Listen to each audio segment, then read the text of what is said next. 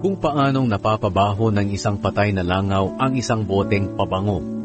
Ganoon din ang kaunting kamangmangan, nakakasira ng karunungan at karangalan. Ang taong marunong ay gustong gumawa ng kabutihan, pero ang hangal ay gustong gumawa ng kasamaan. At kahit sa paglalakad ng hangal, nakikita ang kawalan niya ng karunungan at ipinapakita sa lahat ang kanyang kahangalan. Kung nagalit sa iyo ang iyong pinuno, huwag ka agad magbitiw sa tungkulin. Dahil kapag nawala na ang galit niya'y, baka patawarin ka niya, gaano man kalaki ang iyong kasalanang nagawa. May isa pa akong nakitang hindi maganda rito sa mundo, at ito'y ginagawa ng mga pinuno. Ang mga mangmang ay binibigyan ng mataas na tungkulin, pero ang mga mayayaman ay binibigyan ng mababang tungkulin.